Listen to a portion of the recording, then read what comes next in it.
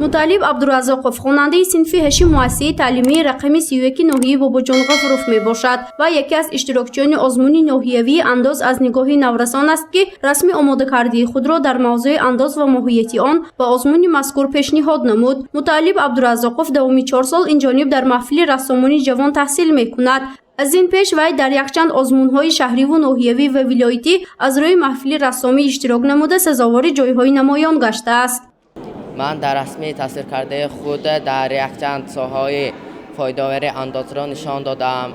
از اندازه سپرده مردم به معلمان، به دکتران و نفقه خوران از آن داده می شوند که این به فایده دولت می باشد.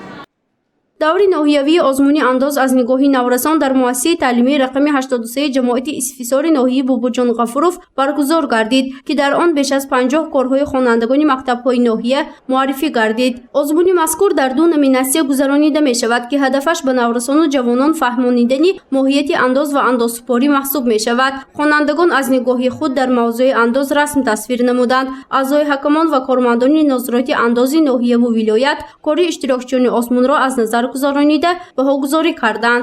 انداز از طرف مردم داده می شود، از طرف سوداگران داده می شود و آن به بودجه دولت داخل کرده می شود و از حساب آن و معلمان، دکتران و نفقه خوران نفقه داده می شود. آزمون رسمی بهترین در موضوع انداز از نگاه نورسان همه ساله بین خوانندگان مکتب‌های میانه گذرانیده می شود. نومیناسیون دومی آزمون باشد با جلب دانشجویان مکتب‌های عالی کسبی، شهروندان و صاحبکاران عاید داننده بهترین کودکس انداز گذرانیده می شود. آموزگاران هم با آن عقیده‌اند که تشکیل و گذرانیدن چنین آزمون‌ها بین خوانندگان امکان می‌دهد که نورسان ماهیت انداز را به خوبی درک کرده توانند و از خردی عاید این ساحه معلوماتی عمیق داشته باشند.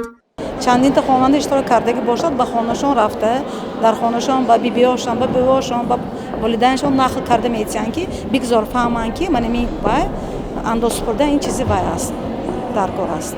کارمند ریاستی انداز ولایتی سوخت سابقه داری ساحه ولامت شیخ محمودов با برابری از نظر گذرانیدن رسم‌های خوانندگان به خلاصه آمد که هر یک آنها برای آزمون تیاری جدی دیدند و بهترین موادها را در موضوع انداز از نگاه نورسان پیشنهاد نمودند. مسئولین گفتند که بهره هوسمندی اشتراکچیان آزمون به غالبان افتخارنامه و مبلغ‌های پولی در حجم گوناگون تقدیم کرده می شود.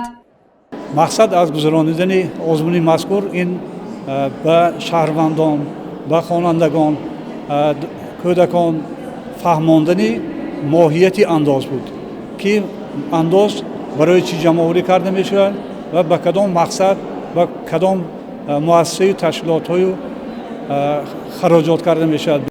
آزمون مذکور در اساس فرمایش رئیس کمیته انداز نزد حکومت جمهوری تاجیکستان تحت عنوان مدنیت اندازسپاری بهای با فرهنگ جامعه بین خوانندگان و دانشجویان و صاحبکاران در دو دوره گذرانیده می شود. هدف معلوماتناک کردن جامعه عاید ماهیت انداز و اندازسپاری ارزیابی کرده می شود. گزارش فرزانه شمسی و نسیم رحیمов برای برنامه اطلاعاتی خبر.